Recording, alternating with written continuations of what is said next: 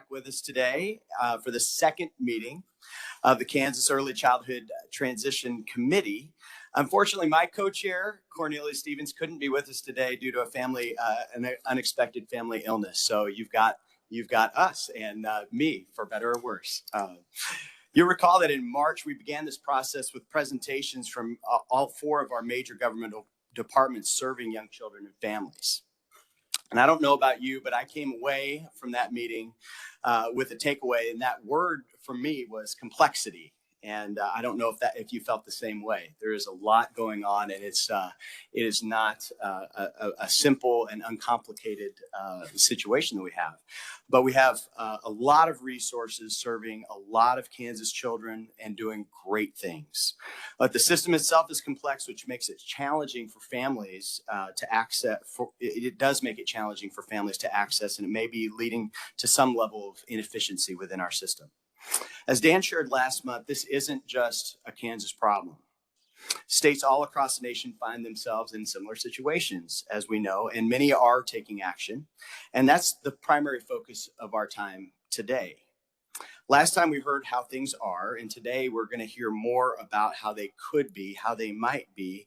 And we're really excited to welcome the leaders of newly consolidated early childhood offices from both Missouri and Colorado. Before we jump into that conversation, however, we are honored to have another special guest with us to kick off today's conversation. In 2020, Tabitha Rossbroy was named as the National Teacher of the Year by the Council of Chief State School Officers. To us here in Kansas, her selection was meaningful for a whole collection of reasons. First, she's one of ours. At the time of her selection, Tabitha was teaching at Winfield Early Learning Center, and having a Kansan name to this prestigious honor was obviously a great cause for celebration for us. Second, her classroom was part of a very special program that this honor helped to uplift to audiences from all across the nation. Tabitha's classroom was hosted at Cumbernauld Village, a retirement community and nursing home where her four-year-old students had the opportunity to interact each day with community residents who served as volunteer grandmas and grandpas. Isn't that special? And finally, her selection distinguished Tabitha as the first ever preschool teacher to hold the title of National Teacher of the Year. As the nation comes to better understand the impact of the early years, I suspect that she won't be the last. But there's little question that Tabitha has been a trailblazer for the field and has been widely celebrated. So how does this all connect with today? Well, we recognize that early childhood governance may be on its surface a little dry, maybe a little bureaucratic, but the truth is that the changes this group will recommend will have very direct impact on the children and families of Kansans and hold the potential to significantly change their lives for the better. So we've asked Tabitha to help ground us today in the very real needs of families, which she is very well qualified to do. Tabitha serves currently as the Early Childhood Project Coordinator at Kansas Parent Information Resource Center. Tabitha, we are so honored that you're able to carve out time today to help kick us off. And will you join me in welcoming the 2020 National Teacher of the Year, Tabitha Rossbroy.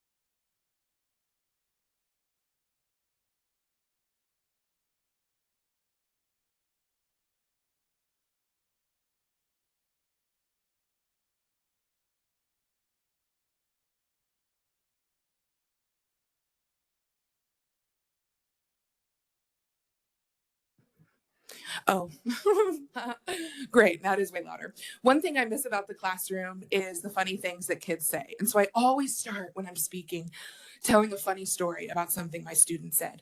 And this is one of my favorites. One of my students at nap time. So just picture this 16 students needing to go to sleep all at the same time. 4-year-olds, right? Many of you know how hard it is to get one kid asleep. So we pulled out all the stops. All right. We sang to them. It was dark. They had little masks. We operated by like a tiny candle light so that nobody would wake any kid up because we didn't get any plan time if the kids didn't sleep. And one day, a particularly challenging little friend asked me if I would sing to him at nap time. And I have a background in show choir and in theater. And I said, yes, I would love to sing to you. And so I began patting his back and I started to sing. And he said, oh, never mind. And then he said, I'm already asleep. So kids like that at 4 years old and below can be surprisingly loving and insulting, right? And we love them for that anyway. But when I work with kids like this, they remind me of someone that I talk about a lot while I am on the speaking trail. And I'm going to talk about her a little bit today too. And that is my big sister. So when we were young, my parents, they got married at 19 and 20. And so they were very young. They started having kids right away. My sister and I are 14 months apart.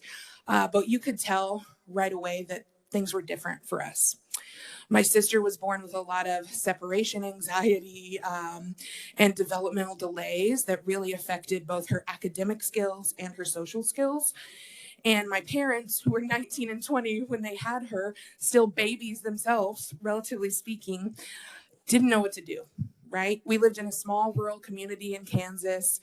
They didn't have access to many of the things that we provide today, didn't know how to get them, didn't qualify for a lot of the services that we see our families getting today.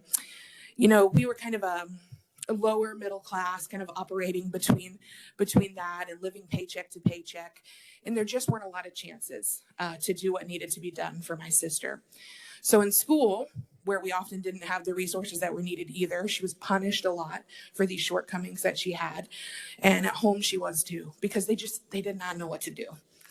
And as she got older, my sister became a teenager who did things like lie and cheat and steal and run away. When she was 18, she got pregnant with my first nephew. And then in her adult life, jumped from one abusive partner to another. She really struggled with self-regulation even as an adult and went on to struggle with addiction. And so I talk about her because I think about her a lot. It used to be what I felt was guilt when I thought about her. Why did I deserve to escape this situation? What about me was different that I got out of this? And what I realized quickly was it was not my fault, but it was the fault of these holes in our systems, not only at our schools, but in the services we provide for families, how we target, how we identify, and who just knows, who has access and information to what services are available. Because the people in this room and probably anyone listening, I know that you have powerful services for families. But the thing is, not everybody can access them. And so we want to make that a little easier for people like my family, like my sister. Now, as I travel the country speaking and I work with children and families and schools, I use this story as fuel for hope, right? Fuel for activism. I think sometimes it takes something big and something hard to remind us of why we do what we do. And so now I told you kind of a sad story, but I want to tell you one that's filled with hope about my time at Head Start in Salina. I'm going to come back to that actually. So I have permission to share this name and this story. I worked with a little girl in Salina named Nalasia. And she was born to her mom, who was a teenager at the time. And her mom got services through Head Start at the high school. And Nalasia was able to be in childcare with Head Start from the time she was born. But something really traumatic happened to Nalasia in early childhood before she was 3. She was a victim of being shaken by a caregiver. Her mom was away and left with her boyfriend at the time when that happened. And this caused, as you can imagine, a lot of damage to Nalasia's brain. From the outside, when she came to my classroom, she was pretty typical, spunky, hilarious, outgoing, but there were things that you didn't notice right away, like issues with her vision, neurological issues that would pop up, mental health issues that would pop up as she grew older. And what I realized pretty soon was that Nalasia was going to need a lot more services than what I could offer in my classroom. I was really, really, really fortunate to work for Head Start. And I will scream this from the rooftops.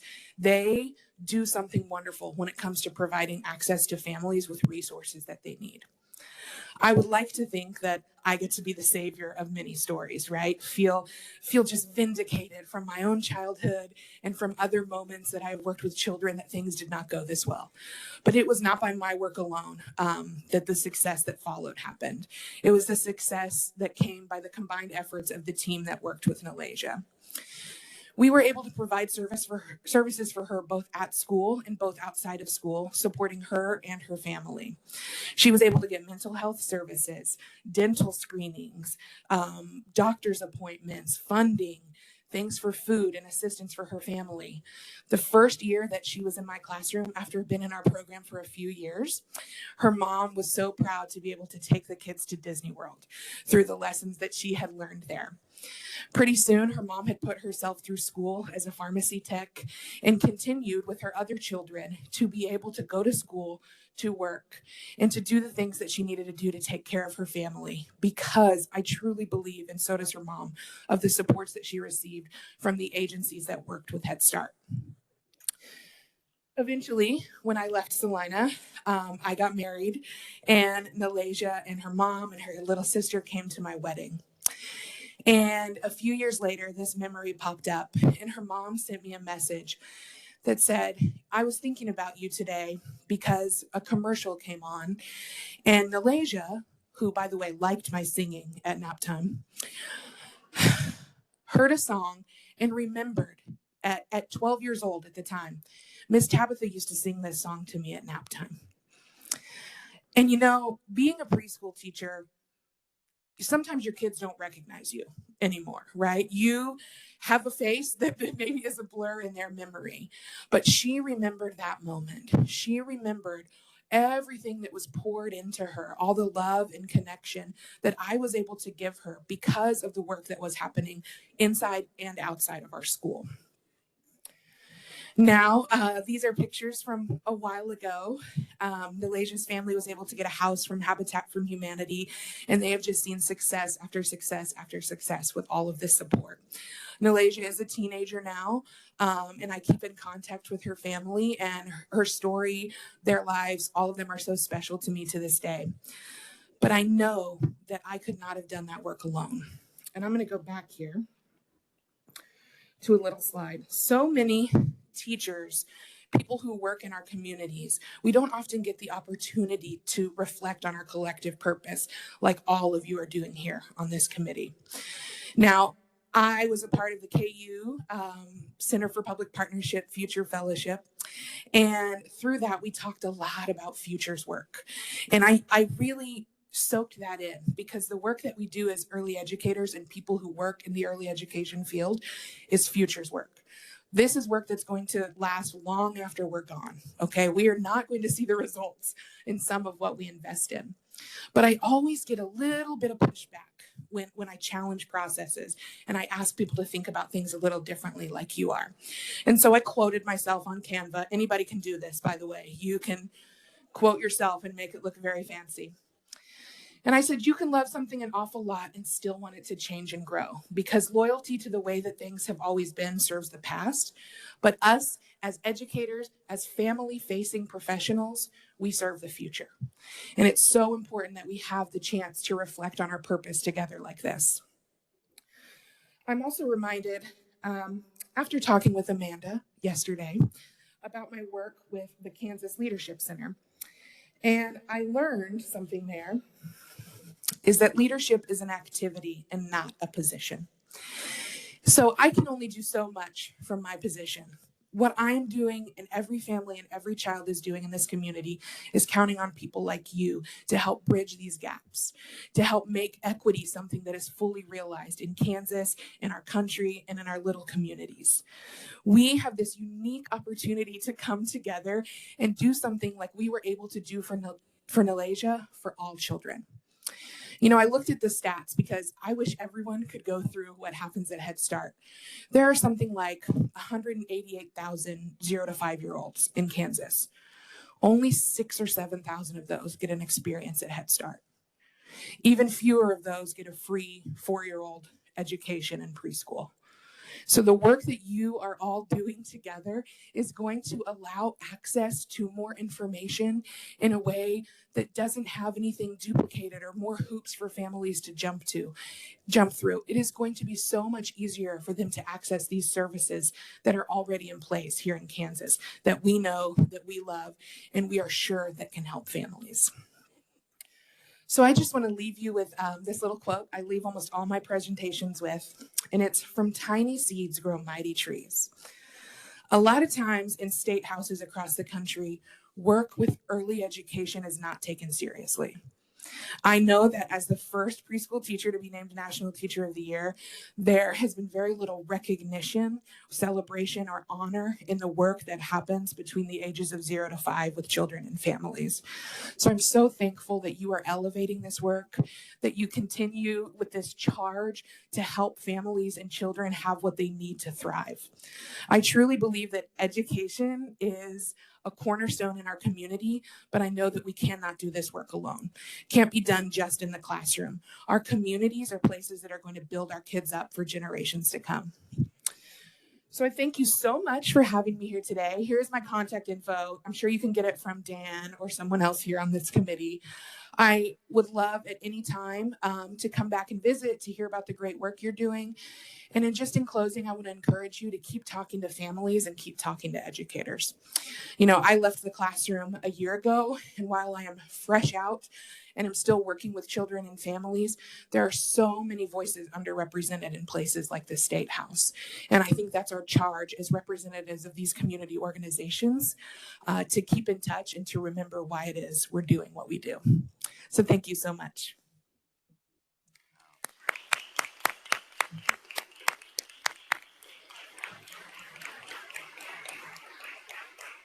Well, I feel compelled to refer to you as Mrs. Tabitha now, and I think that's incredibly special. And the quote from Tiny Seeds Grow Mighty Trees, we know that the best time to plant a tree was 20 years ago, and the second best time is today. So we've got important work to do. And for little kids like Nalasia, making a system less complex and easier to access the resources that they need is the work that we're charged here to do. I couldn't imagine a better way to start our day, and I'm imagining we all feel that way. So thank you for your time today. And right now I get to turn it over to Dan Worry, and just a reminder that we're going to spend our time today in conversation with two incredible resources to us from our neighboring states to the east and the west, and folks who have already made the decision to do the work that we're embarking on. And so with that, Dan, I'm going to allow you to introduce our speakers today. Fantastic. Thank you, Sam, so much. And good morning, everybody. It's so good to be back in Topeka. Before we introduce our guests, I want to take just a moment and just sort of re-ground us in the executive order itself that sort of laid out the process for the task force. You may recall, as Sam mentioned, the first thing that the executive order asked for was that we do sort of a landscape assessment of the state and look, as Sam said, at the way things are. Right, and so that was really the focus of meeting one, as we heard from the agencies and compiled that written inventory. Today is a continuation of the process, though, on the executive order. As Governor Kelly laid out the process for this group, she asked that two other things happen. One of them is what Tabitha just asked for us to do, right? And that is that as part of the process, Governor Kelly asked that we talk to families and that we talk to educators. And that's going to be an important part of the work of the task force in June, with some regional listening sessions that will be done around the state. So we'll share a little bit more about that in just a moment. The other thing, though, that the executive order contemplated was that this group learn from the states that have already gone before us. Right. And so we are lucky today to welcome representatives from 2 states that have already walked this path and frankly done it in very different ways, right? Got to the same outcome in relatively different ways. Most of our time with them today is going to be spent in conversation. So get your questions ready. We are, though, going to start with a couple of very brief presentations. Each state has prepared just a couple of slides to share with us to sort of ground the conversation, and then we'll open it up to conversation with the task force. I want to introduce you to Dr. Pam Thomas, who is sitting across from me at the table. Dr. Thomas is the Assistant Commissioner at Missouri's Department of Elementary and Secondary Education, and is the leader of the department's Office of Childhood. Rather than create a new agency, Governor Parson directed that these services be consolidated within DESE in this case. We're also joined virtually today by 2 representatives from Colorado. Dr. Lisa Roy is the Executive Director of Colorado's new Department of Early Childhood, and Michael Cook serves as the Early Childhood Transition Director within the Office of Colorado Governor Jared Polis, and they are joining us remotely. I believe Dr. Roy may be joining us from Heathrow Airport in London, if you can believe that today. So we will get, Michael and Lisa, we'll get to you in just a moment. Each of your states have sort of helped to lay the groundwork for what we're doing here today. And so, Pam, I'm going to turn things over to you. I've got your slides and we'll share those. But maybe we could start off with a little bit of an overview to what Missouri has done. All right. Thanks so much, Dan. And my name's Pam Thomas. I'm from the great state of Missouri. Super excited to be here and share some of the lessons learned that we've had in Missouri with our transition to the Office of Childhood. I'll start with a little bit of background on myself. I've been with the State Department of Education for 16 years. About 12 of those years was in the Part C of IDEA program, where I was a state coordinator. What's great about that program is it teaches you not only coordination and collaboration across all of the early childhood programs, but it is an island. So we learn to do data systems, we learn to do policies, we learn to do rules. And so that programmatic approach was a great way to cut my teeth, so to speak, in something much larger like the Office of Childhood. But I did not start with early childhood in mind. I was a teen mom, and I decided that I wanted something more for my family and worked my way through college, wanted to be a social worker, and then fell into a position with early intervention that I loved. And my 3rd son was born premature. And my 4th son, they told me, would have a disability, which he did not. But when you experience something like that in your life and you grow through that process, it never leaves you. So and I appreciated Mrs. Tabitha's story as well, because I saw that in her as well. So finding within your state someone who has a fire for this work every day, because the Office of Childhood launch was probably the hardest thing I've ever done in my life.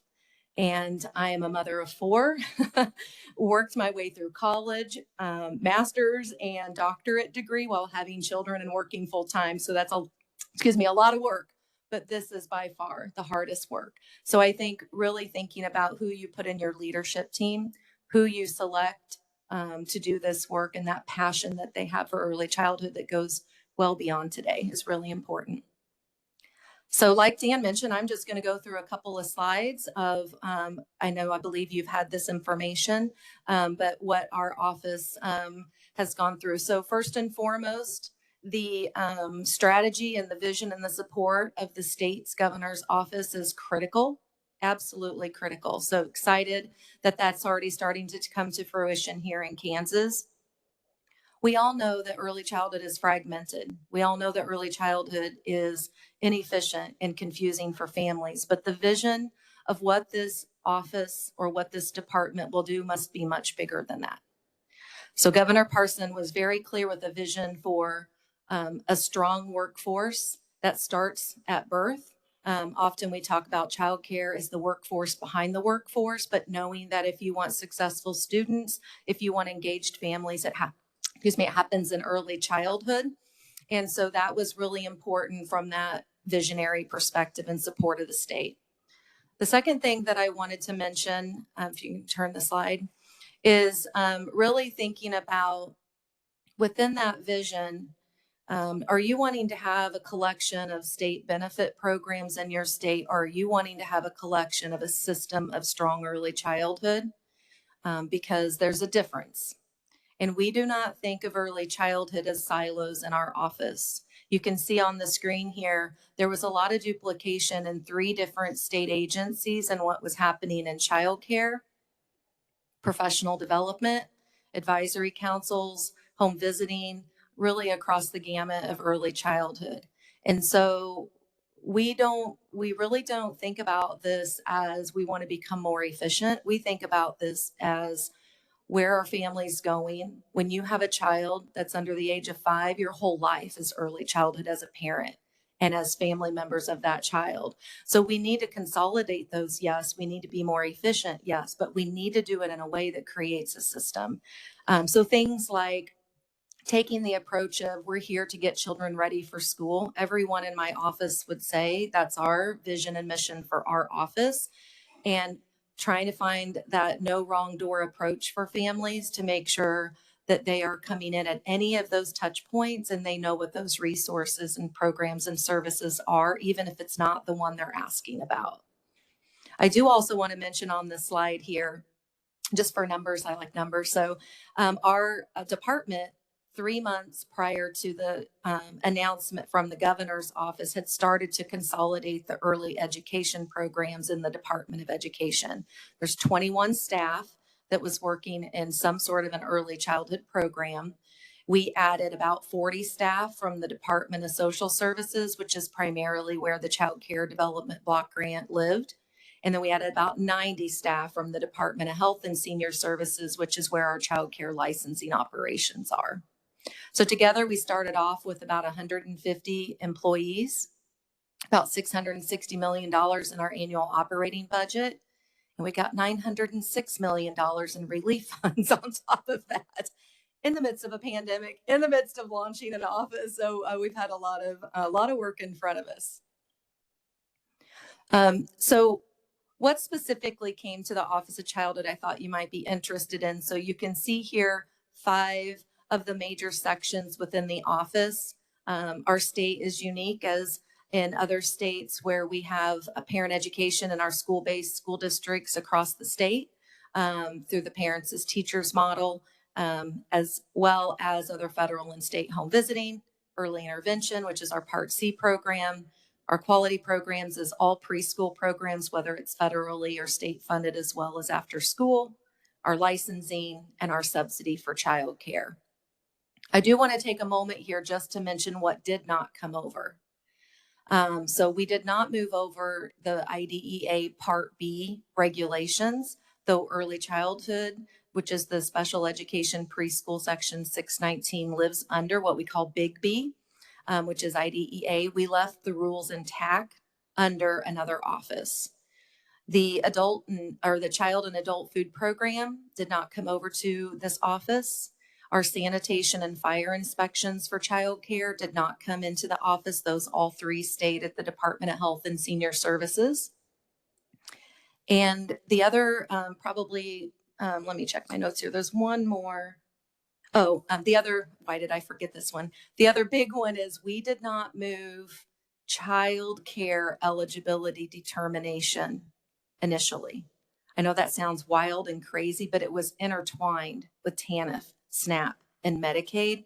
And that's kind of its own transition that we're working on right now. So that piece we decided to leave intact, and we're now kind of working through some of those processes. Okay, so just a sneak peek here at what the office timeline was. As I look at that, I kind of go back. This seems like a really, really long time ago. But as you can see here, our office was launched through an executive order. And then we have in our state, we have a 60-day legislative review. And so that executive order went into effect 60 days later. We did not have any legislators contest it.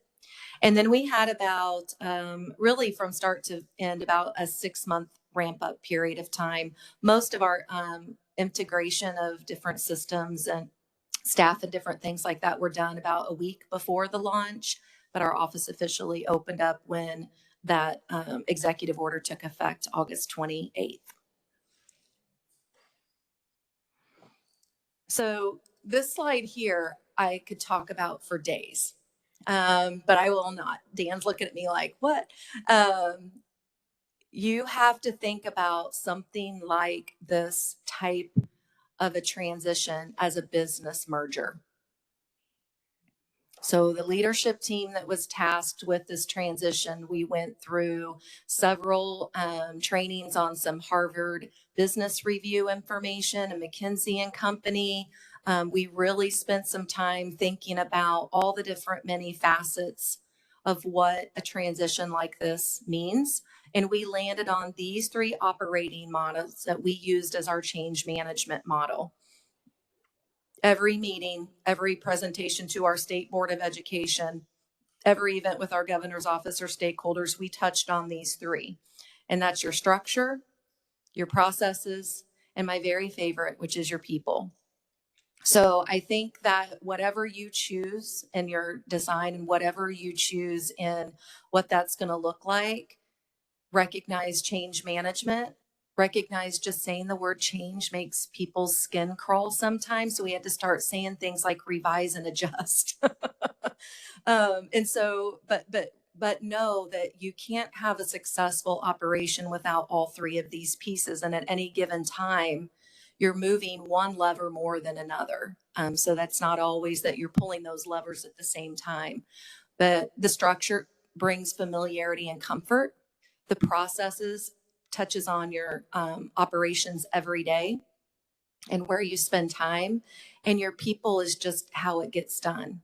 So a quote that we used a lot is, when you are a service industry like state government, 90% of your asset is your people.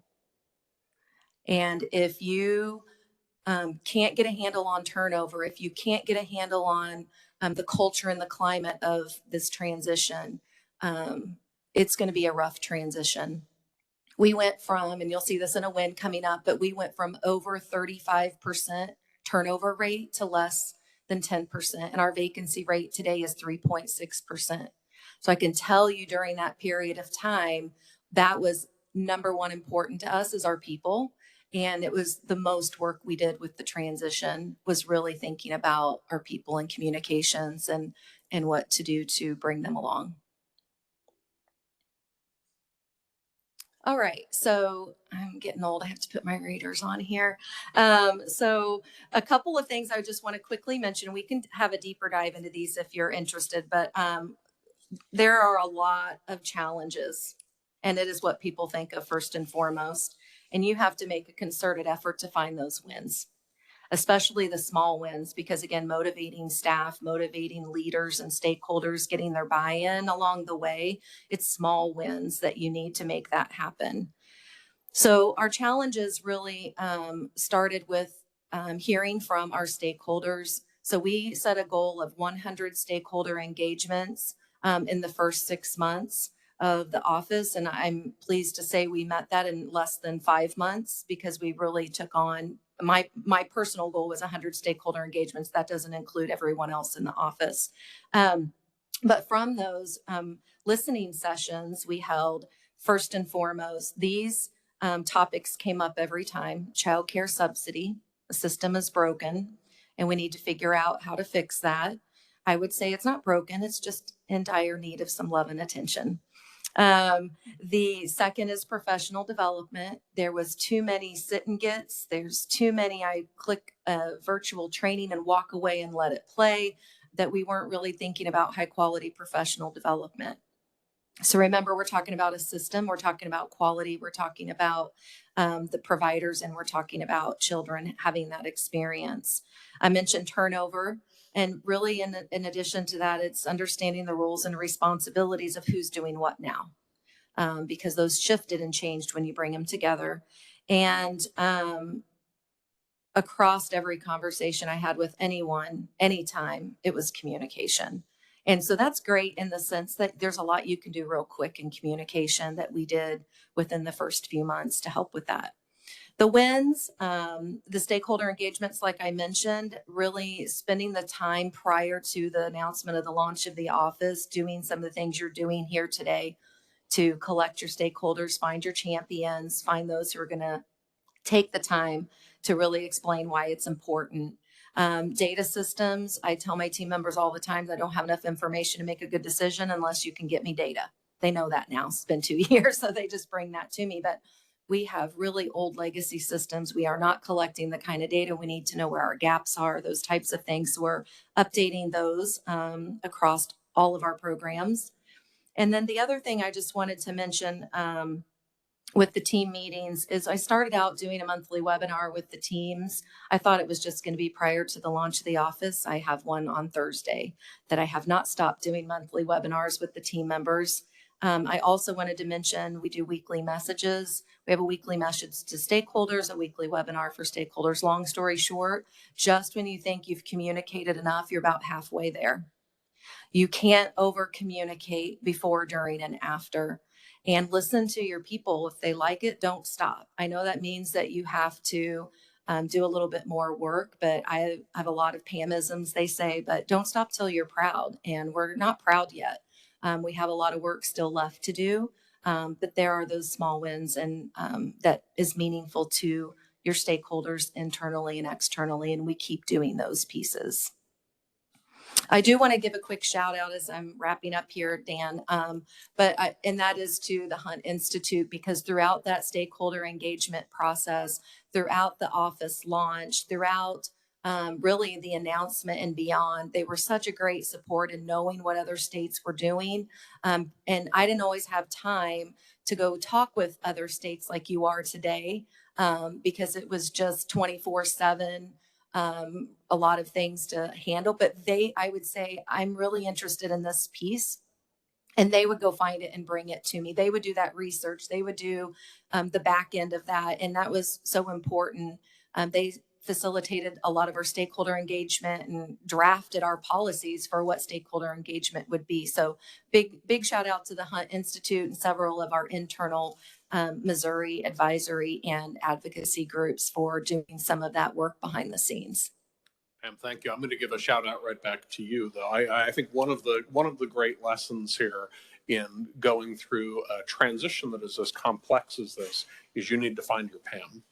Because I can tell you from having interacted and watched over a period of a couple of years, but particularly during this very intense couple of months. I mean, ultimately, it was just 6 or 7 months that the state had to bring that project together. Just the number of hours and the commitment and the stakeholder meetings. So find yourself a Dr. Thomas to lead that process. We're going to shift and hear from our friends in Colorado. Dr. Lisa Roy is, again, the Executive Director of the Colorado Department of Early Childhood, their newly formed cabinet agency, and Michael Cook is the Early Childhood Transition Director at the Office of Governor Jared Polis in Colorado. Lisa and Michael, I've got your slides. I'm not sure which of you is going first or how well connected Lisa actually is. I know she's joining from Europe today. Michael, looks like maybe you're up first. Yes, Michael will be presenting. I'm happy to add. Lisa, hang on just a moment while we get your audio squared away. Okay, I think we can hear you now. Go ahead. Okay, my apologies. I am at the Heathrow Airport waiting to go to Singapore and then to but I'm so excited that our department is able to talk about some of the history, and there's no better person to talk about that than Michael Cook. I will chime in at the end if possible. Thank you so much for having me. Thanks, Lisa, and thanks, Dan. So glad Lisa is able to at least say hi this morning from her journey on a layover in London. But happy to be with you today. My name is Michael Cook. I am the Early Childhood Transition Director, as Dan said, in the office of Governor Jared Polis. And my role for Governor Polis was to lead the transition to launch the new Colorado Department of Early Childhood and to implement the new universal preschool program in Colorado. So happy to be here with you today, really excited to hear about what you're doing and to share a little bit about our experience. I want to begin by saying that we had, as you have in Kansas, a governor that is passionate about this work. He ran on a platform that really expressed his commitment to early childhood in Colorado. In year one of his term, he implemented full-day kindergarten in this state, which is something that we had worked on for years and just had not been able to get across the finish line, and he got that done for us. And then he moved in year two to universal preschool and was able to see that through, and that is a big part of what we're working on in the Department of Early Childhood today. So Governor Polis remains engaged in this work and in the successes that we have seen. So Dan, we'll go to the next slide. A little bit about the history and what got us here. In 2020, there was a legislative initiative that placed a measure on the ballot for the voters to pass a tobacco tax, a tax on tobacco and nicotine products, including vape products, with the largest beneficiary being universal preschool in Colorado. And while we're not really here to talk about that program, it is that effort that really led us to the creation of a new cabinet level Department of Early Childhood. The measure passed with overwhelming support by the voters. And when it did, we gathered stakeholders to talk about how we would implement universal preschool. Where would that be housed? It was passed by the voters as a mixed delivery system. Our state-funded preschool program up to that point was in the Department of Education, but this was different. This was going to be home-based childcare providers, center-based, and school district providers that would deliver universal preschool. And what became very clear very quickly was that by implementing universal pre-K, we had the potential of creating yet another siloed early childhood program. And that was a challenge here in Colorado, is that our early childhood programs really were siloed within one department and across multiple departments. And we didn't want to go down that road.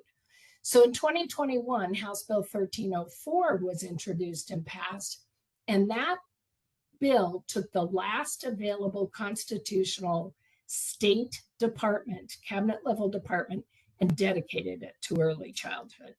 It also called for the development of a transition plan and a separate plan for universal preschool recommendations, and empowered our Early Childhood Leadership Commission to lead a robust stakeholder process to develop both of those plans that would be our roadmap for opening the State Department and launching UPK. In the following year, 22, House Bill 1197 was passed, and that is the bill that set the official launch date for the Department of Early Childhood, which was intended to be July 1 of 2022.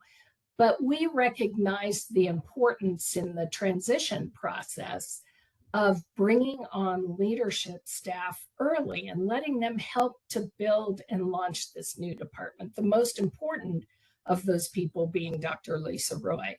So we were successful in getting House Bill 1197 passed. And that moved our launch date to March 1st and allowed us to begin that search for an executive director and other key positions. At the same time, 1197 was moving through, House Bill 1295 was going through, and that was the bill that actually moved the programs into the new Department of Early Childhood, established the structure, operationalized this department, and created in law the Universal Preschool Program. That bill was over 550 pages in length. I think it goes down in history as the largest bill ever introduced in the state of Colorado. Very complex, lots of pieces and parts, but it did pass at every step of the way with bipartisan support in both chambers. And on July 1st, CDEC opened and launched. We had a brand new state department dedicated to early childhood, followed by many interagency agreements, MOUs with state departments that had programs that were not moving over to the new Department of Early Childhood, but where we need that close collaboration and coordination, doing that through an MOU, interagency agreements for support, back office support that we didn't quite have yet on July 1st. So with our Department of Human Services, where many of these staff members came from, we had an interagency agreement for support for finance and HR services.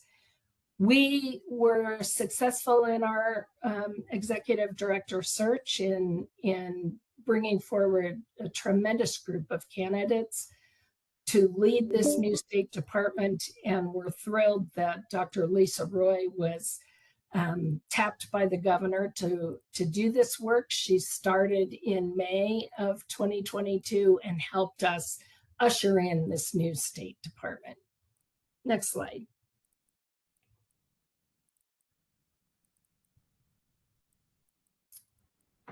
So as I said, before this launch, we really were siloed across various state departments, whether the Department of Human Services, Department of Public Health and Environment, the Department of Education.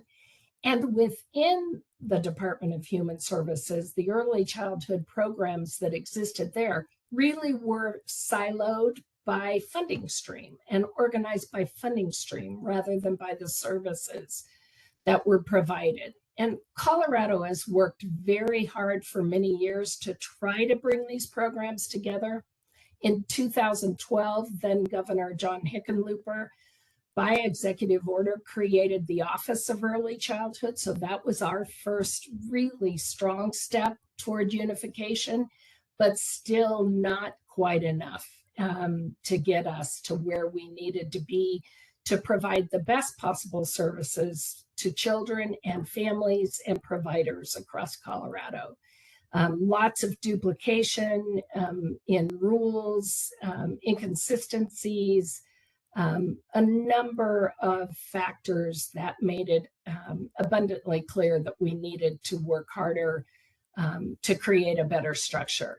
So once we had this new Department of Early Childhood, from the Department of Human Services, all of those programs that were under the Office of Early Childhood from 2012 forward moved over. And that was the bulk of the staffing that came into this new state department.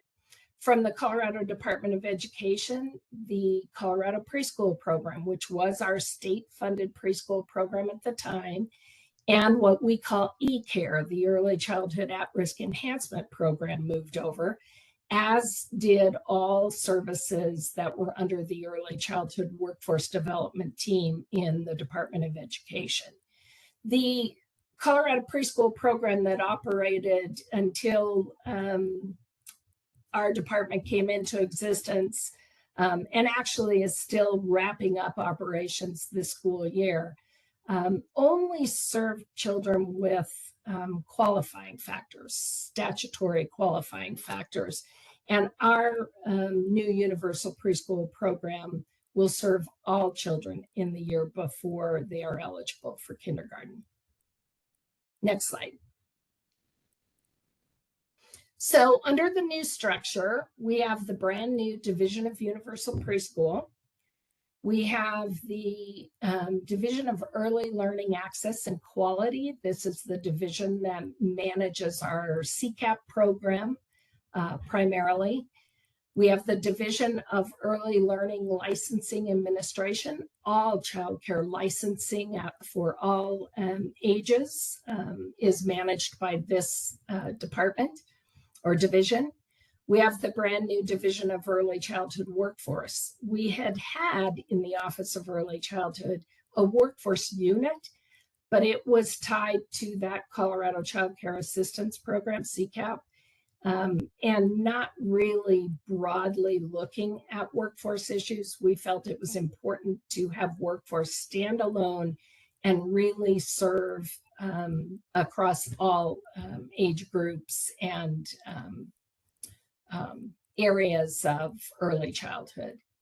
We have the Division of Community and Family Support, which is all of our family strengthening programs, and our partnership and collaboration team working with community organizations throughout Colorado.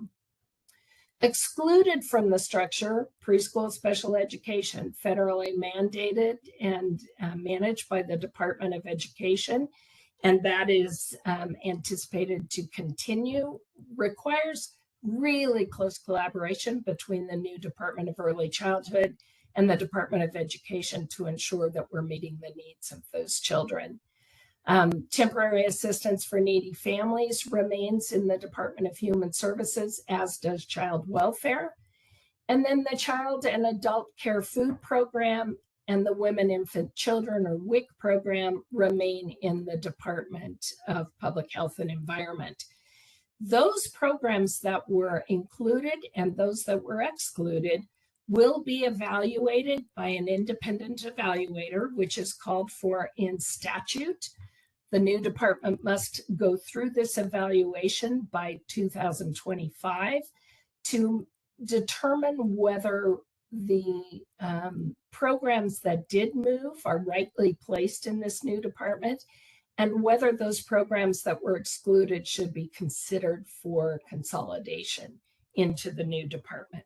So that evaluation will be underway shortly. Next slide.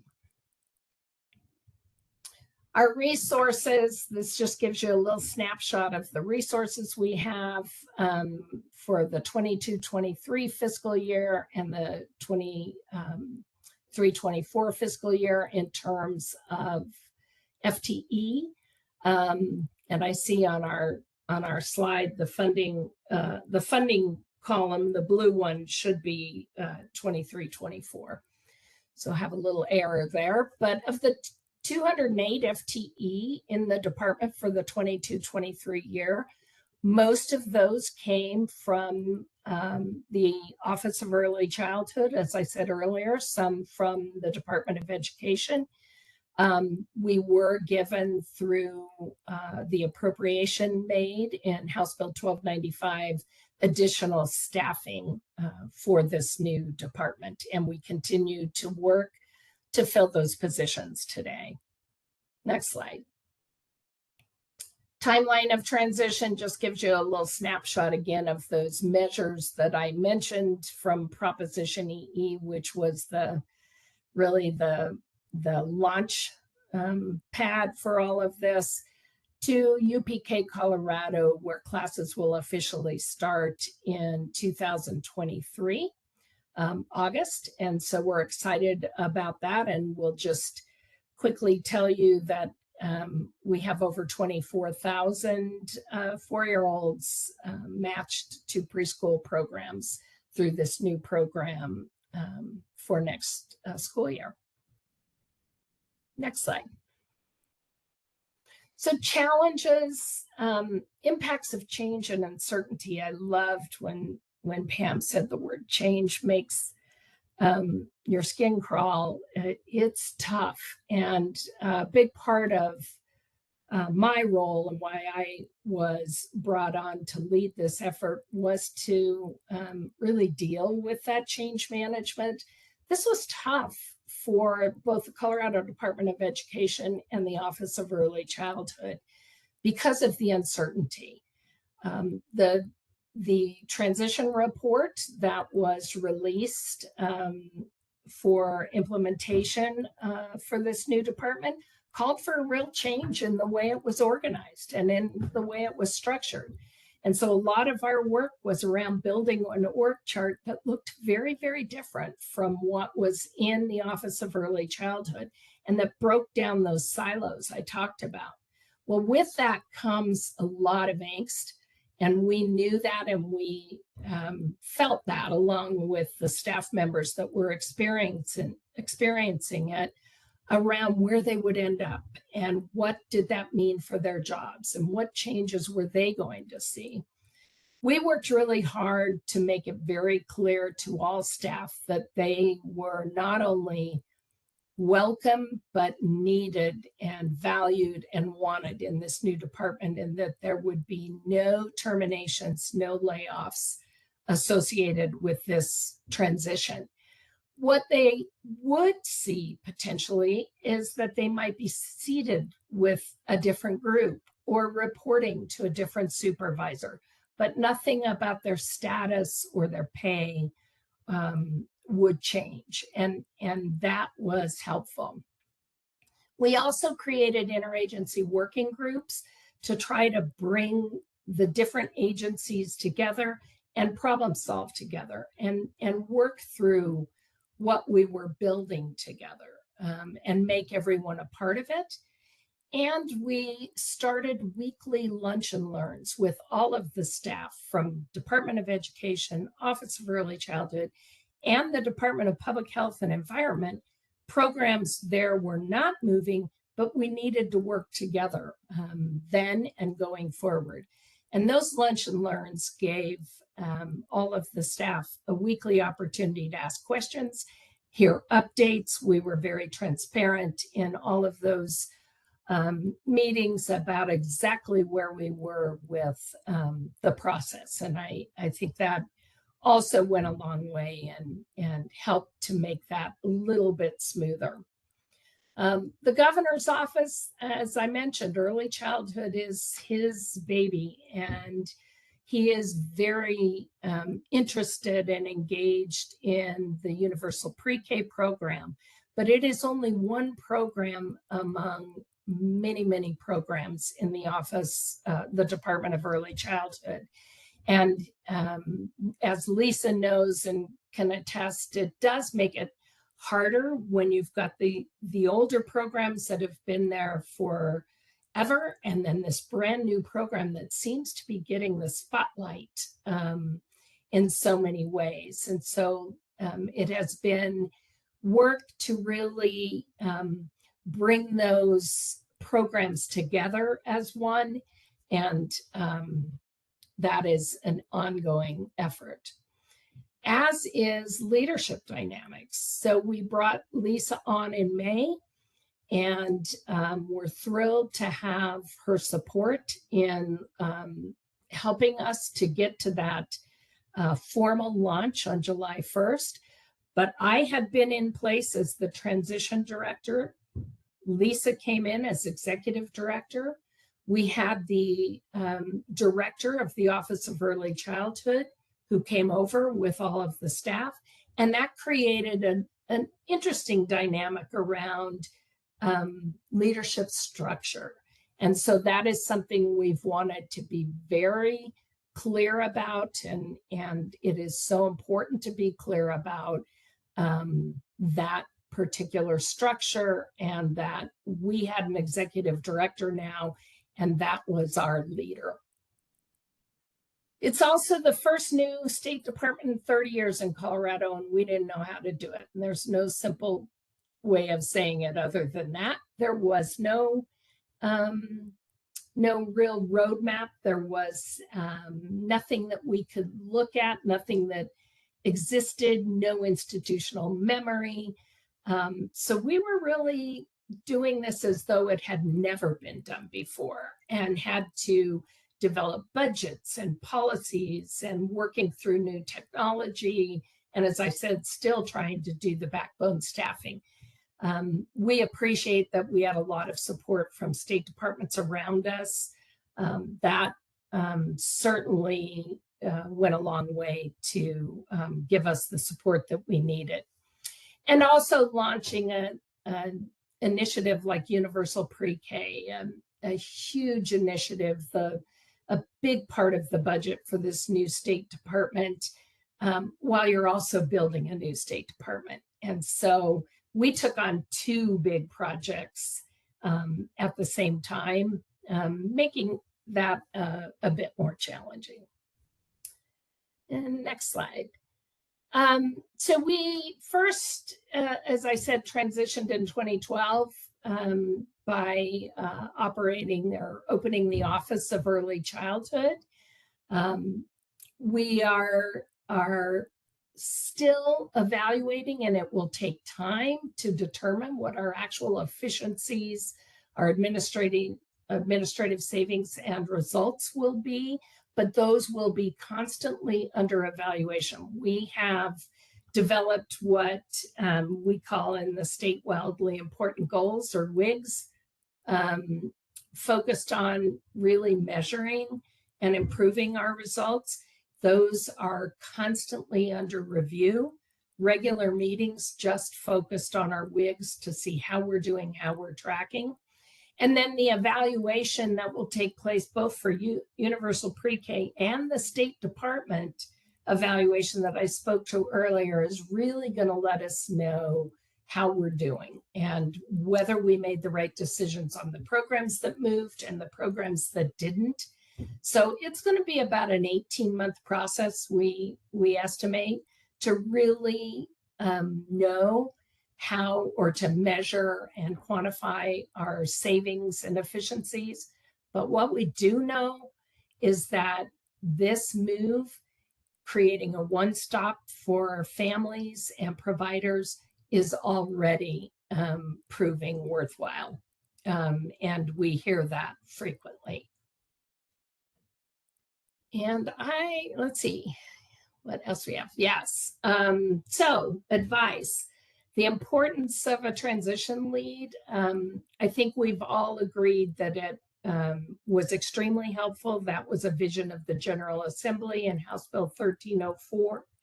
They funded my position for 18 months, and I am just wrapping up that tour of duty. But to have somebody in place to assist with the coordination and the efforts of the transition, we think is super important and was valuable. Ensuring adequate budgeting, this I can't emphasize enough. We came into this new state department in Colorado budgets in a way that is not really conducive to real-time needs and challenges. We are right now developing our budgets for the 24-25 year, and we're not even in 23-24 yet, fiscal year. So the positions that were determined and budgeted for in this new state department were, I think we would all agree, somewhat inadequate and funded at a lower level, making our ability to hire the people we needed in the key positions difficult. Fortunately, we had some salary savings we could use to supplement, but budgeting adequately for the staff positions is critical. Building in extra time for transition when you can. I mean, we passed House Bill 1295 and it was signed by the governor in April of 2022. And we launched this new department July 1 of 2022. And so lots of work in a very short period of time. I had been in my role since December of 2021, but still a really short period of time when you think of all that needs to go into a launch like this. It's really important to involve all the consolidated programs. And so, as I said, we had interagency working groups. We brought these people together to work on change management with us. input on our mission, our vision, all of our goals. All of that is really critical to bring all the players to the table. We worked really hard on internal and external communication.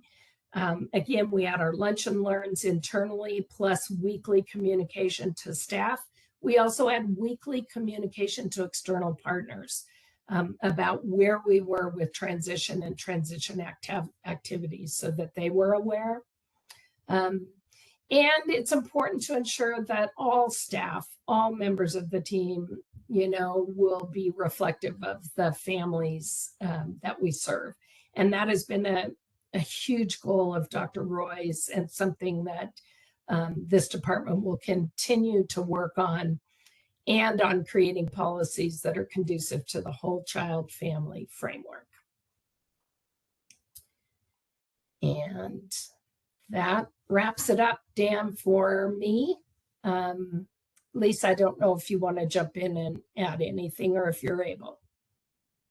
No, great job, Michael, and I appreciate Dan's presentation as well, that focus on structure, processes, and people, and the need for data and understanding where data gaps are. We're doing a comprehensive analysis to try to get at that, the departmental level. Communication and not being able to over communicate, we're finding that is the case. We get a lot of credit for the amount of communication, but we still have folks that don't quite understand everything that's going on. So that part is important, and not stopping till we're proud. I think that was a great point that Pam made. What I'd like to just end with is that the governor's engagement has been incredible.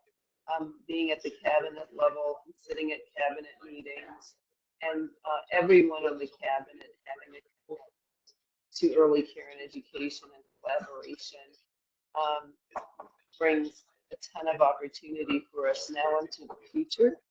And the governor was meeting with us on a regular basis, weekly actually, just to make sure that UPK launched successfully, and is still meeting with us on a bi-weekly basis just to see how the department and UPK are doing.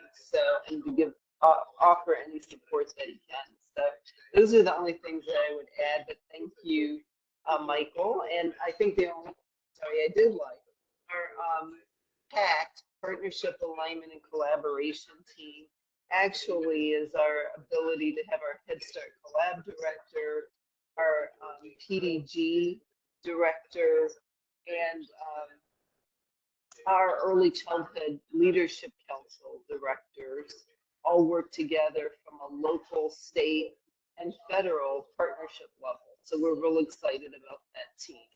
Thank you. Lisa and Michael, thank you. And as I mentioned, we have carved out the bulk of the rest of our meeting time for you all to have the opportunity to ask questions. I know as part of this process, certainly many thoughts and questions have come up as to how this would affect Kansas, how this would affect individual programs. So now is your chance. Do you have questions for Dr. Thomas or Dr. Roy or for Michael? Please, Senator. Thank you very much. That was a great presentation from both states. I just had a quick question about, and this is a Colorado question, I think.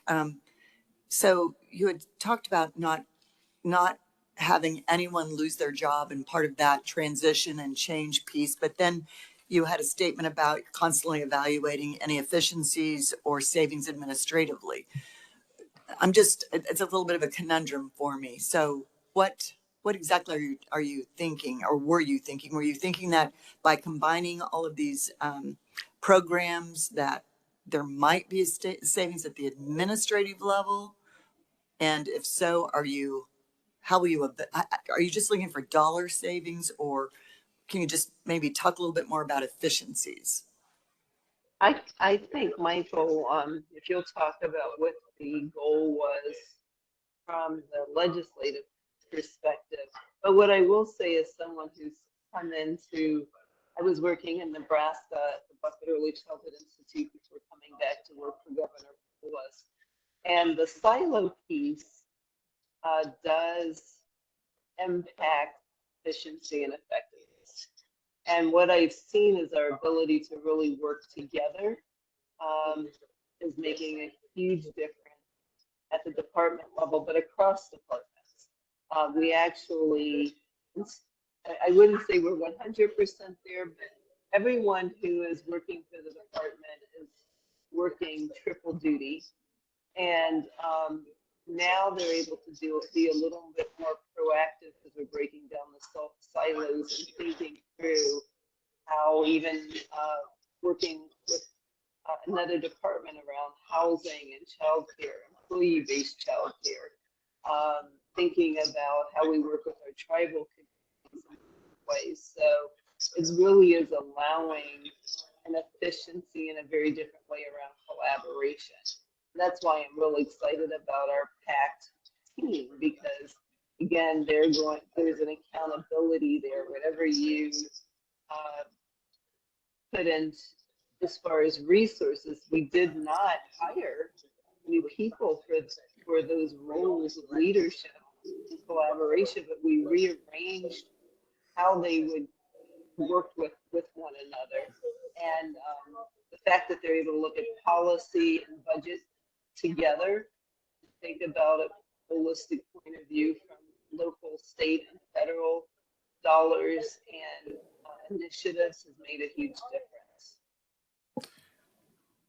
Lisa, thank you. I want to flag, just as an FYI, we're having a good bit of difficulty understanding you in the room.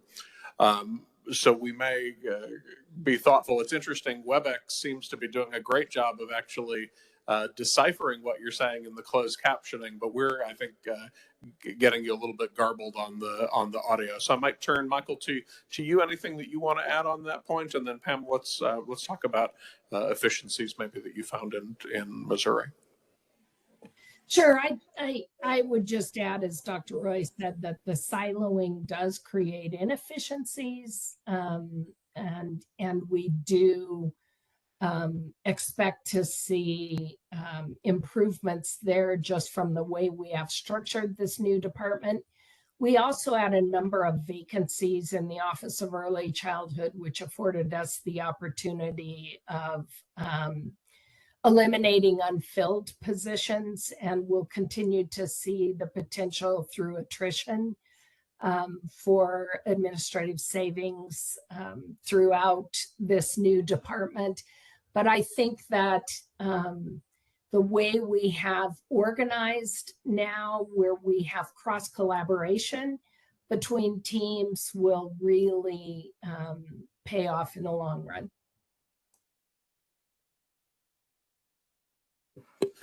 So I'll add a Missouri perspective to that as well. We also were in a position where once the FTE from the agencies were identified, we moved them over, kept their pay, kept their annual leave, those types of things, so that they did not lose any benefit when they were tapped to go into the Office of Childhood. I will say that we did not align initially or we did not structure our teams initially with everything being aligned and coordinated. The clear connections we placed in teams together. The ones we weren't sure about, we said we'll grow, we'll find those connections, we'll make those changes to the organization chart as we grow. And we've made probably 3 pretty significant changes to the organization chart, but we weren't as much focused on putting them in places to ensure that we were going to integrate what we did. We were more concerned about bringing them into the team and acclimating them to the culture of our department. So the Department of Social Services and the Department of Health and the Department of Education had very different cultures, expectations of staff. One example is all of our frontline professional positions require a bachelor's degree in the Department of Education. And you can make it up to an upper leadership position in other departments without a degree. So just bringing them over and acclimating them with the teams, with different cultures, with different HR policies, those types of things. So I think that was really important. And I think that just trying to create a team, because we use those words, but we don't always put forth the effort to do the work that needs to happen to create a team. So that was our first piece of that. The second thing is the reason we had such a high turnover rate early on is because when their position was tapped to come to the office, they said, check, I can probably retire. I don't know if I want to go through the lift of learning a new department, learning new expectations. So there was some of that, and that's okay. You can't lose all the history, or you don't really know what happened. But it's okay if you didn't want to come to the office and you didn't want to really carry that load for just a little bit, then we recruited those who were interested in that. But I have to say this before I stop, Dan, because since then I have lost count of the number of people that have contacted me to say, I didn't transition with the office and now I want to come to the office. And I have lost track of the number of staff that left shortly after the office launch for things much greener on the other side, the grass is greener on the other side, who have come back to our office in the same position or in a different position. So that just goes back to when you're doing what's right for your people and you really set those expectations just a tad higher than what their comfort zone is, it makes them get out of that comfort zone. It makes you be a little uncomfortable in that, and that's not a bad thing. And so think of it from an education perspective of teacher in a classroom and expectations. We all know this. I'm from the Department of Education. If you set the bar with where they are, that's what you're going to get. If you set that expectation a little higher, the trajectory of that student learning in that classroom will grow. And that's the same thing with staff. And so we did set the expectation high. We did talk about climate. We did talk about teams. We did talk about efficiencies. We said, how long is it taking you to approve training for childcare providers? 6 weeks? Let's do it in a week. How long is it taking you to approve an offline payment for a particular childcare provider? 3 weeks, let's do it in 3 days. Like, we set those in conjunction with our team members and really tracked it. But we didn't set a bar for everything. We set a bar for the things that really matter: payments to providers, services for families, referrals, those types of things. So if you choose to measure everything, you will measure nothing. So you have to get really specific on what matters, involving them in those measurements, and then setting those bars just a little bit out of reach. And they will do it. And then we have accomplished those pieces. Now, as turnover has happened, and I'll say HR world will tell you 10% turnover is normal. So you're never going to get to zero. But as that happens, we did slip a bit on the timelines as people come in and we're learning a new project. But select the measures that matter and raise that bar, and they will step up. Pam, one question I had for you, and Michael, maybe weigh in on this, because I think this was something you were alluding to in your slide. How did you ensure that as staff were transitioning in from other departments, that you got enough staff? I think one of the cautionary tales here in these sorts of mergers is that it is easy to identify staff who work very directly, programmatically, on some of these things. But those of you who are agency heads know well that there's a whole infrastructure and support system, within your agencies that help to support those as well. So what was your experience, Pam? Did you find that enough people transitioned that you also then were able to handle maybe the non-programmatic parts? Yeah, I can answer that because the fiscal year after our launch, we got additional FTEs because we didn't get enough in the initial launch. So I can answer that on paper with our budget process. So do a 360 on the work that's involved, especially if you're going down the road of setting up within a department, because our department was fantastic. They were so excited, so behind, so supportive of this move. Thousands of dollars they put up front with our department to make it happen and support the office that later they receive through that budget process. But you have to have that commitment because you're not going to know everything. You only know what you know. But we did not take a look at the human resources, the financial and administrative side of it, and even really thinking about our department's training, like onboarding process. We onboarded 130 people in a matter of months. So we had great support from our state office of administration that has a division of personnel. We had 93 team members on our transition team across different state agencies. A lot of that was our state office of administration with different HR and finance and contract and MOU type activities. But it was really setting a 6-month plan and really taking those team members and identifying as best we could all the things that would need to transition. But we came up short with HR. We really came up short with the onboarding. So a lot of our team members had to do that. We added 2 additional financial and administrative staff specifically in the second year. We have over 250 contracts in this office. That doesn't account the ones that have multiple regions in one contract. So we didn't really anticipate the volume of work with that. And I don't know that the other agencies knew going into that. Michael, it sounds like maybe that was part of your experience in Colorado as well. Yeah, I think, Dan, for us, I would kind of put it into 3 buckets. From a programmatic standpoint, we had adequate staff transitioning. We had a situation in which the staff that came over to the new State Department, it was seamless. So no breaks in service to families or community providers, et cetera. So that part we were really good with. The second bucket would be the brand new program we had to launch, the Universal Preschool program. We had no staff to transition, and we were unable to hire until we got past that July 1 date where the department officially launched. As I mentioned earlier, we had a March 1 soft launch that allowed us to hire a few positions, but the preschool staff had to be hired after July 1. And we had a really short window because we needed to open the application for Universal Preschool in January. So we had to get those folks hired, get a new technology system up and running. So that was a bigger struggle, and we are still filling positions for Universal Preschool. And then the third bucket is that back office support bucket. And we did not have staff that transitioned for that because the staff that came from the Office of Early Childhood, that office was housed within our Department of Human Services.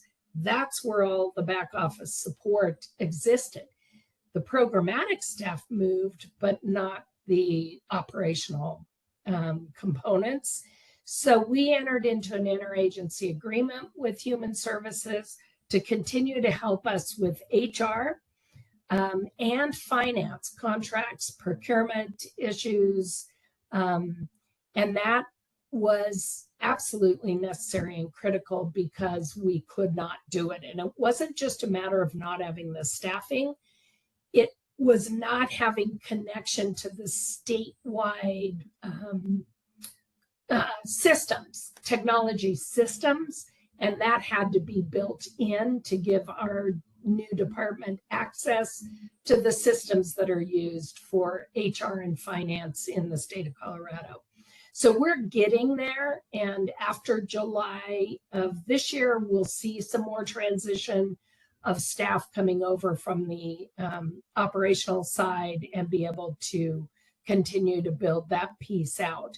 But we've been reliant on the Department of Human Services for many of our HR practices and finance practices. We have hired an HR director in the new department and a chief financial officer, but still needing to work across that State Department for assistance. Melissa, please jump in. Thank you, Dan. My name is Melissa Rooker. I I'm currently the executive director at the Kansas Children's Cabinet and Trust Fund. It's good to see you in person, Pam. I want to dig in just a little bit to the idea of finding efficiencies with the consolidation. I know in our current experience, when we have 4 agency partners in our preschool development grant work, and when we are working to move new projects forward, we often have situations where you've got the legal departments or the IT departments or whatever necessary departments within each agency that have to review and sign off, and we have made that happen.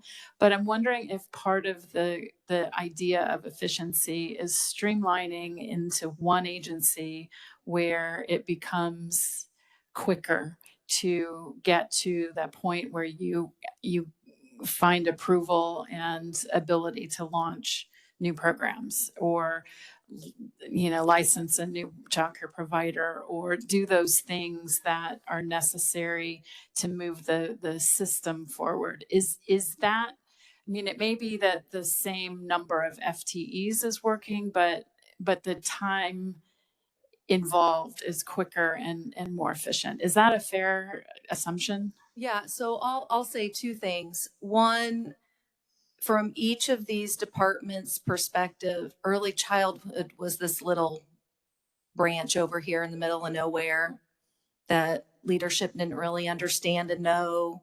They got to do their own thing. Nobody really held them accountable for what they were doing because they were just kind of over here. When you put all of that into an office that has a lot of attention and people start paying attention to what you're doing, we now just know what you're doing that we didn't know what was being done before. So that was huge, just to experience the spotlight and the attention on what I'm doing, because that was not the case in all of the departments prior to. The second thing I'll say is, I like to use analogies, and I would call this a very large move to a new home. And so we talk about this home and this foyer and this hallways for families. So we've moved into this new home, and the foyer is where we greet families and professionals. And we try to take them down the hallway to where it is that what we think that they are looking for, what it is that they know. Well, we moved all of our boxes into the garage. Some of them are still there, and it's almost 2 years later. But what we quickly found is somebody wrote on the box dining room, but when I took it to the dining room, it didn't go in the dining room. So I had to take it back to the garage to figure out where it went. When you start putting all those things that no one really paid attention to before into the same room, in the same space with 150 people who know early childhood, it's not the label on the box anymore. It's something else. So we did a lot of, oh, it does go in the dining room, but now I don't know where it goes because I don't have a shelf yet. Like, it's those types of things and thinking about moving. The biggest challenge we had is, if you want to measure inefficiencies, you have to have a baseline. If you want to improve, what's your metric? If you don't have a baseline, you don't know what your target is. So in this move to a new house, all of our data systems stayed at the other homes. So when we wanted data, we had to call the old home to get the data. So again, bite off what you can bite off. It's big enough as it is. And establishing integrated, aligned, coordinated efficiencies, we're not there. And I've been in the office 1.5 years, and we're still not there because we don't have the data to create the baseline. So we counted what we could. I know how long it takes me to approve training. I know how long it takes the child care provider to get licensed. I know all of these things. Let's start there in the day-to-day things that we're doing and try to eliminate paper and automate and streamline what we can. This bigger world of integrating and bigger efficiencies, we can't do it. So we have an early childhood integrated data system launching this fall that will give us an unduplicated count of children across the system. We do have the preschool development grant funding that. We have a new professional development system that will automate some of those reviews and training requirements. We have a resource database and a new child care subsidy database, all happening this year. and relief funds and the new office. So there's a lot of things, but when the team can see at the end of the day, my work's going to be better because of these data systems, and I can start measuring timelines and measuring things for families I can't measure now, then next year in 24, I'll come back and I'll talk about what those efficiencies are, because we have no baselines for those. And I think that's real important to know, that you can't get all of that. You can't move everything into that home at the same time. We just have to do it piece by piece. And I would add to that, you know, in our case, the Office of Early Childhood was the little fish in a very, very big pond at the Department of Human Services. And that affects ability to be efficient sometimes and react in the moment. And with this, bringing that office over and those functions, childcare licensing you mentioned, and the other early childhood functions over under the Department of Early Childhood will generate, I believe, a far more efficient process in meeting the needs of children and families and providers across the state. When we are in a place as well where we have our own systems in-house and access to systems statewide to do our own HR work, contracts and procurement work, et cetera, we will see tremendous efficiencies. When you come from a department of approximately 5,000 employees and a multitude of programs to one with 230 employees in the 23-24 school year or fiscal year, we're bound to see things happen more quickly and realize those efficiencies. This is Senator Pat Petty, and was there, well, a couple of things. I appreciate the information that you've been providing us so far has been very helpful. So when it comes to the funding, was that ever an issue of deciding how much funding was coming from, and you both have shared budgets with us, it was coming from the 3 or 4 different departments that they're coming from? And then also through, now it would just be Colorado with the legislation. Did the legislation have anything tied to it as, and this goes, I guess, that along with that efficiency, that expectation of certain things that would be completed or achieved in a too tight of a timeline that you now know is a too tight of a timeline? I'll sleep with those. Yeah, I'll jump in first and say that from a funding perspective, with the programs that transferred over to the new department, the legislation required that all associated funding would also transfer. And so relative to those positions that moved over, or programs that moved over, all of their funding also moved over. And then we have the new stream of funding to launch the universal preschool program, both statutorily appropriated, legislatively appropriated, and through the Proposition EE tobacco and nicotine tax. And so we continue to work on additional sources of funding that are needed through the budget cycle, and are going through that process right now. And so to supplement where we need additional supports.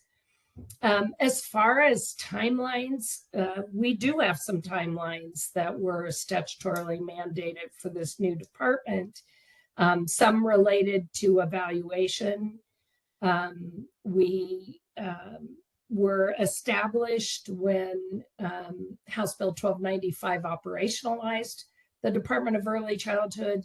For instance, it put rulemaking authority, sole rulemaking authority, in the hands of Dr. Roy, saying that the executive director would promulgate all rules, but would do so with the support of a rules advisory committee that was statutorily mandated and set up in terms of the positions that needed to be included on that advisory committee. The legislation then quickly said, and we want that evaluated by 2024. And so almost immediately after Dr. Roy began work on promulgating rules, an evaluation was launched on the effectiveness of that program. So that is being managed right now. Our universal preschool program will be evaluated in its first year of operation, and the department as a whole will be evaluated by 2025. We had a requirement to launch universal preschool by this fall. That was part of the Proposition EE mandate from the voters. So we had no opportunity to delay launching universal pre-K, and hence the very rapid timeline for building a new, brand new program in the state within this brand new department. So those are some of the key milestones that we are currently operating under. So in Missouri, consolidating early childhood in an office under a department, we didn't really have the funding related to the HR and financial and administrative things that Michael's mentioning because it was absorbed by the department. For programmatic, similar to what Michael mentioned, all of our programs and staff and benefits and whatnot are in our budget. So that was a pretty easy transfer to identify the federal grants, the state funds, what those programs were. It is, as Michael mentioned, it's the invisible shared staff or the administrative things that we're supporting. Like we had a team, I'll just give real concrete examples. For our home visiting and Department of Health and Senior Services, which were a lot of your MICV, Title V, MCH funded home visiting programs, they had administrative support that wasn't on that team that processed invoices, that scheduled meetings, they didn't come over. So that's a real specific example. Over in our Department of Social Services, same type of situation in processing childcare payments, managing the block grant and the budgeting and the funding that went with it. There was staff that had shared duties. They weren't on the team, so they weren't tapped in those FTEs. And we just didn't have enough time to be able to know all of those ancillary things. And so that is a challenge when you're taking the people in those particular teams on org chart number 3300. You grab all of those, but you forget about some of the ancillary things. And then the other thing that I will mention is we did have a piece of legislation after the executive order in the next legislative session that was what was called our Office of Childhood Cleanup Bill. And that identified all of the laws that had references to the other agencies that needed to be transferred over to the Department of Elementary and Secondary Education. So that happened in the legislative session afterwards, and we ran off of an interagency MOU, granted the authority through the executive order to get through that transition fiscal year. So I don't know that you can get through this without legislation. At some point in time, you have to change what those laws are and the authority of the departments. Ours just happened after the fact. And what was nice about that is the team members on our regulations team got to learn all of that, got to go through that and do the strikes and do the revisions. And that kind of made that a little bit more familiar to them rather than kind of handing it to them when they walked into the job. So that was a little bit of a softer launch with that piece for us. And if I can just add to that, Pam, on our side, the reason our bill was 550 pages was because we did that all at once. And your approach, I think, would have been in many ways far better. To have a piece of legislation that was so huge and included all of that cleanup and technical work, created some confusion and some concerns about what things meant and what we were doing. So I would sure advocate for doing that in pieces. Thank you, Melissa Rooker again. I guess on that note, I'm curious how, because of the different approaches taken in each of your states, can you talk to us a little bit about the let's call it the change management involved in navigating the political side of things? So I'll go first on this one, Michael. I do think something that you have to think about is how much time is too long and how much time is too little. Because there is a delicate balance between pulling those levers too fast and pulling them so slow, so slow that we just want to stop talking and thinking about it. So you have to find for your own state what that balance is. But prior to the governor's office making the announcement, we did have 3 federal grants that started the conversations around aligning and coordinating. So as long as I've been in early childhood, we've had hopes and dreams of being able to do something like this. So to have a front row seat to see it come to fruition is something we never thought would happen, is just really, it's fantastic. But we had, to begin with, the preschool development grant. We had the initial, and we're in the middle of wrapping up the renewal grant, which gave us a lot of funding to do things like strategic planning and needs assessment. And so a lot of that work that you do for a couple of years before this activity was already being done. And I was the project grant manager of that preschool development renewal grant. Now, I don't know if I would have taken that job if I knew it was going to lead to this necessarily, but when my children are all in their 20s, and so this is my baby, the Office of Childhood is my baby. And so I am given that ability to be able to have time to do that. And we also had the National Governors Association Birth to 3 grant that talked about data systems was our focus, and infants and toddlers. And then we also had the 0 to 3 Building Foundations for Families grant, and our focus on that was governance. So we had programmatic data systems and governance for about 2 years before the announcement. And quite honestly, that's about right. It allowed time for buy-in. It wasn't so long that we were tired of talking about it. But on the flip side, actually moving the operations and staff 6 months was it. Like by the time the 6-month time frame came, folks were like, let's just get there. We're tired of talking about it. We're tired of thinking about what it could be. So that was about right. 3 months would have been too soon. We would have seen an even more increase in turnover. 9 to 12 months would have probably started to see that turnover again, because you kind of, as implementation science says, you can only live in a certain stage for so long. And a large change like this, 2 to 3 years, and you have to grow those big wins as you go. Because folks, the morale boost that you get, think of your bell curve from your old research science days.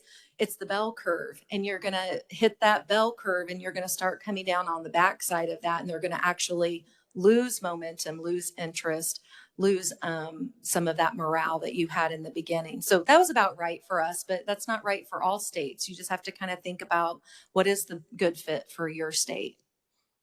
Secretary Howard. Thank you. Yeah. Secretary, oh, go ahead. Oh, I'm sorry. Just wanted to add that from a change management perspective, I'm thinking more on the political side in Colorado. I mentioned that we had all the interagency working groups and working with staff. But when that legislation to operationalize the department was introduced, that created a whole new side of the change management effort, I would say. We had school districts that had been operating the only state-funded preschool program Colorado had. And while it was a targeted program, they were still operating it, and they were losing that.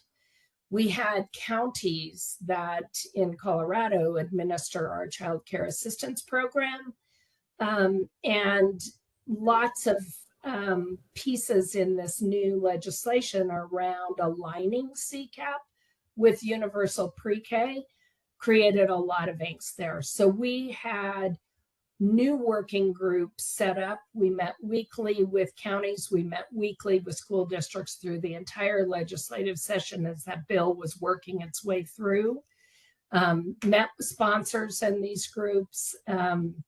Lots of hours and lots of work to try to ease some of the concerns and bring those players to the table. Secretary Howard, Department for Children and Families. Actually, that last answer may have gotten a little bit into the question I was going to ask.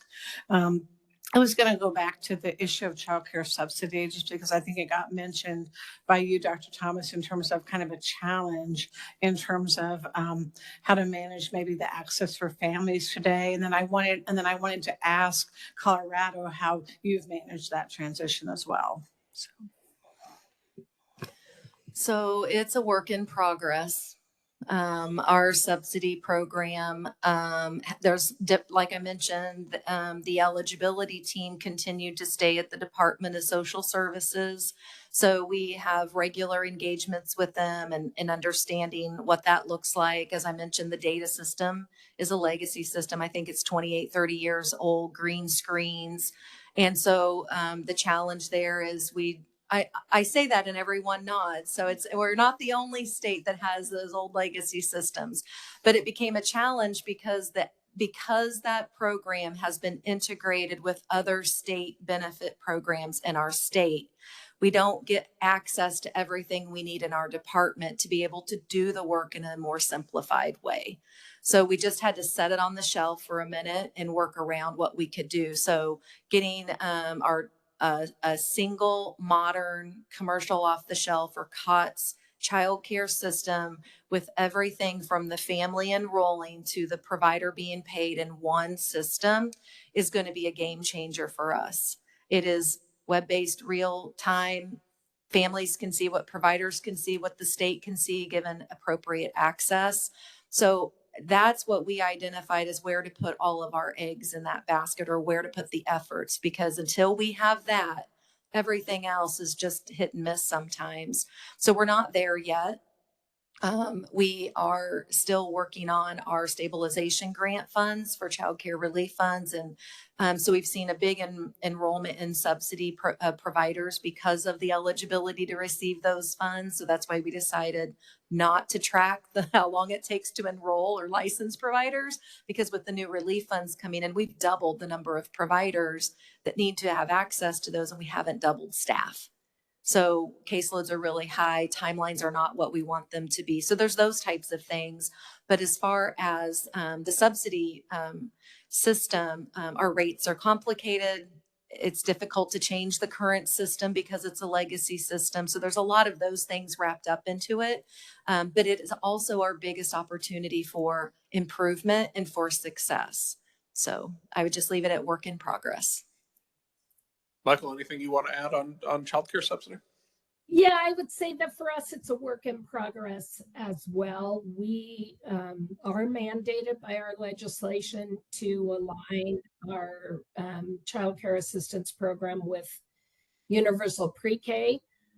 We have a long-term goal through the legislation to really create a seamless birth to 5 system for families where they are afforded a one-stop, and the technology solution we built for UPK is the foundation potentially for that one-stop. We've put together another pretty robust working group that includes agency leaders, county leaders, advocates, many others that are coming to the table weekly to try to work with us on how we are going to align that CCAP program with UPK and really get to a point where we're blending and braiding funds for families so that, and providers, so that we can get to that, stacked on funding that gets a family to a full day of care, and providers not having to go through multiple sources for payment. So that is underway. There will need to be legislative action and potentially and rulemaking action in order to get us to that point. But the challenge is really with the complications or complexities, I guess, of the CCAP administration, CCAP system, which looks different in every one of Colorado's 64 counties. How we're going to do that. in a seamless way. Pam and Michael, with the caveat that we are getting close to time, so we need to enter into our speed round of answers here. I think we've got to. Well, yeah. Please. Thanks. I can be brief. Just from a health standpoint, I was just curious as to how both states looked at health services or interacted with agencies, say maternal and child and infant health or young children's mental health state within the health agencies. And then from a payer perspective, I know home visiting is something that moved in both states, how you're working with Medicaid to align services for young children, as well as looking at payment for things like home visiting. So just curious from that perspective.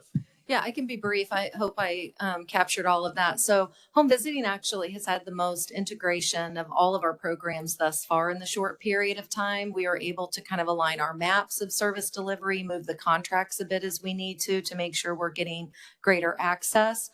We have a partnership with our Missouri chapter of American Academy of Pediatrics, and we meet with them monthly to talk about health outcomes. We also have the Early Childhood Comprehensive Systems Grant that requires us to infuse healthy outcomes and some of our physicians' perspectives into our strategic planning. And then we still have an MOU with the Department of Health and Senior Services on some of those Title V and MCH things, because that grant didn't come over to our department. So we share that with them because most of the healthy outcomes and the work there still lives in that department. So those two grants did not come to the new office. McV did, and we administer that, but we share the others. What about Medicaid? I'm sorry. So home visiting does not bill Medicaid in the state of Missouri. It has been proposed. And so we're starting to take a look at that, but we don't have any home visiting services that bill Medicaid at this time. Michael, And in our case, the home visiting programs as well as early childhood mental health both moved to this new state department. And then we have, as I mentioned earlier, MOUs with Department of Human Services. We will with the Colorado Department of Public Health and Environment to make sure that we're coordinated on other health-related efforts with those state departments. Sarah had one more question. This will be a really quick one for both of you. Thank you for your insight today. What surprised you, whether that was barriers to the transition or unexpected and new partnerships or unnecessary programming that you discovered? What surprised you the most in this transition? I'll jump in. I will say there were many surprises along the way, no question about that. But I would say that really surprises that were good as we worked through a really challenging and very expedited process were the receptiveness of our parents and families, children that will be served by the new universal pre-K program, the responsiveness to that, the way staff, when we came together and we found new space that allowed this department to create its new culture, staff has embraced that, the way they have really made this new department, I think, really working toward making it shine. Things that we worried about that have really turned around and we're seeing very positive experiences. I'm really very pleased with the way this has all worked out. And so I'll agree. Surprised in a good way would be the amount of people that will step up when you ask them to. We had legislators on our grant committees, from the governor's office to our state board of education, to our commissioner, to our staff members. Surprisingly, how many people have a passion for early childhood and they get it, because sometimes you don't think there's anybody else but those of us in the room sometimes. Surprised in a not so good way is how old our processes and our systems are, and how many people told me I'm doing it because that's the way I've always done it. Without that expectation of continuous improvement, we have 3 C's in our office, which is communication, coaching, and continuous improvement. If you ask my staff and they don't know those, let me know. Because we talked about it from day one. And so without, just surprising how many people don't have an expectation for continuous improvement, and how old and how many things we do just because we've always done them. Thank you. We're coming really close on time, and I've had a question burning in my mind, and I can make it bullet points for you. So what would be, with our charge today, the 3 things that you would say, what are the 3 metrics that we would need to set as our North Stars as we consolidate these services, would be things that we could measure to know if we've done it right or if we've done it well? What are the 3 things from each of you that you would ask us to measure baseline and after to know that we've done this?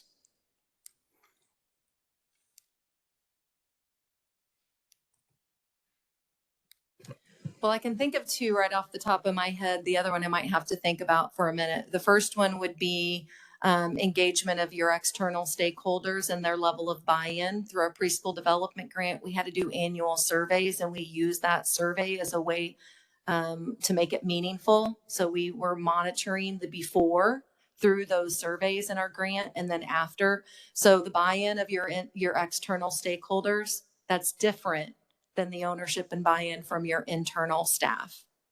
So again, we used surveys when we heard of the launch. We had them involved in creating our tagline and different things like that, but don't survey them so much that it becomes fatigue. But it's just knowing a couple of those points that you want a before and an after, so that we can point to that. And I would say, if I had to add a third one, turnover. Turnover will tell you more than just a number on a piece of paper. We still have turnover issues in one of our sections, and I know why. So, and it's 2 years later. So that gives you the pulse of what's happening in the day-to-day operations and the people that are answering the phones when your customers and your constituents call in. Thank you. Yeah, and turnover would be my number 1. So I'm glad you said that, Pam, because that certainly comes to mind for me. And we're seeing low turnover, and we want to keep it that way in this new State Department. So that will be a huge piece of it. But we're also very interested in the parent and provider satisfaction and how we will measure that, whether it's through a survey tool or what we will use. But so much of this effort and our doing this in the first place is around providing better service to parents and providers. So that will be key to measure. Thank you. Thank you very much. So I get the opportunity to thank everyone for their engagement today. Mrs. Tabitha, thank you so much. Dr. Pam Thomas and Dr. Lisa Roy and Michael, thank you all.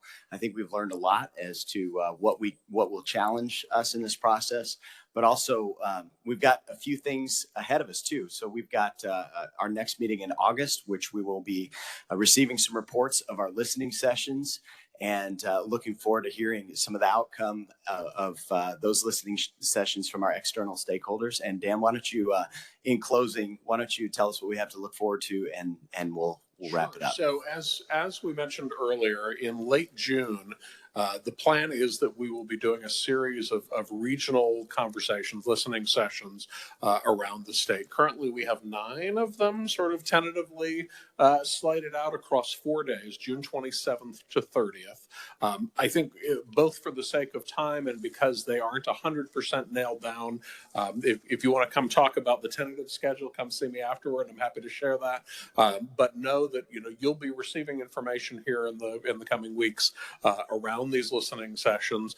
It is not necessarily an expectation that you attend any or all of those. Those are listening sessions that are being hosted on behalf of the task force. That said, we would love for you to. I mean, you please feel free to plug in as many ways as you're able. It would be fantastic if you were able to come perhaps to the listening session closest and most convenient to you. But know that when we come back together in August, we'll be able to share sort of the outcomes and what we have heard from communities around the state around this topic. And so more to come on that. The other thing I just wanted to flag for you briefly, the executive order does call for an interim report from the group.